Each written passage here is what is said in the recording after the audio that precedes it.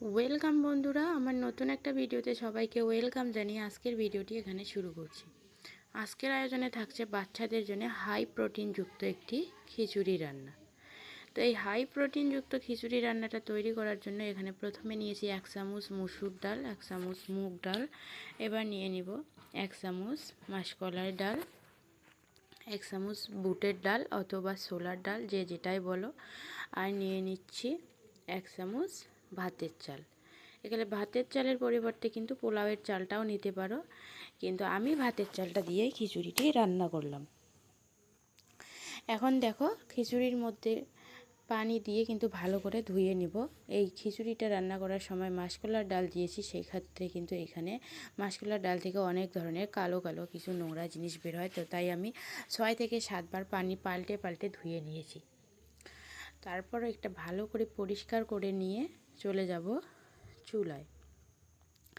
আমি এখানে 3-4 রকমের ডাল ইউজ করেছি বলেই যে তোমাদের 3-4 রকমের ডাল ইউজ করতে হবে এমন কোনো মানে নেই। তোমরা চাইলে একটা বা দুটো ডাল দিয়েও খিচুড়িটি রান্না করতে পারো।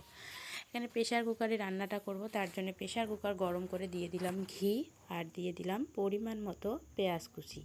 পেঁয়াজটাকে হালকা একটু ভেজে নেওয়ার পর এখানে দিয়ে দিব আদা কুচি। আমি আদাটাকে কুচি করে নিয়েছি, তোমরা চাইলে পেস্ট করেও নিতে পারো। আদা কুচি দিয়ে দিচ্ছি, এবার দিয়ে দিচ্ছি রসুন কুচি। আদা রসুন তোমরা চাইলে বেটেও দিতে পারো অথবা মিক্সচার জারেও পেস্ট করে দিতে পারো। আমি যেহেতু প্রেশার কুকারে রান্না করব আর প্রেশার কুকারে অনেকগুলো সিটি দিবে, 6 থেকে 7টা, সেই কারণে কিন্তু আমি কুচি করে কেটে নিয়েছি।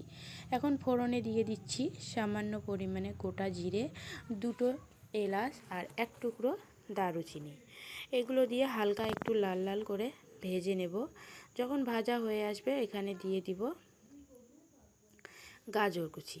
এখানে আমি গাজর কুচি দিয়েছি, তোমরা চাইলে গাজরের সঙ্গে টমেটো কুচিও দিতে পারো।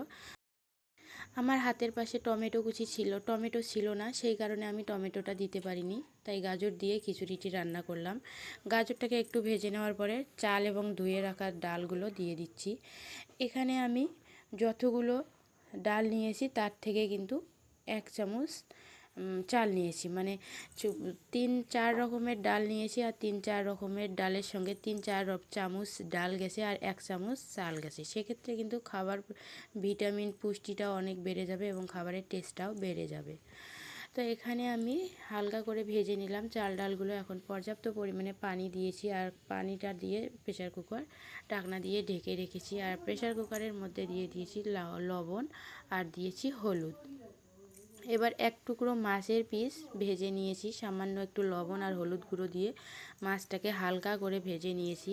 বাচ্চাদের ক্ষেত্রে যখন মাছটা ভাজবেন তখন কিন্তু চুলার আঁচটা একদম লো করে হালকা আঁচে একটু বেশি টাইম নিয়ে ভাজবেন, তাহলে মাছের ভিতরটাও ভাজা হবে, ভিতরেও কাঁচা থাকবে না। হাই হিটে জাল করলে কিন্তু মাছের ভিতরে কাঁচা থাকে এবং উপরটা পুড়ে যায়। তো মাছটাকে হালকা করে ভেজে নিয়ে এখন কাঁটা ছাড়িয়ে নিয়েছি। মাছের মধ্যে যতগুলো কাঁটা আছে সেগুলো কিন্তু নিখুঁতভাবে ছাড়িয়ে নিতে হবে, নইলে বাচ্চার গলায় আটকে যাওয়ার চান্স থাকবে।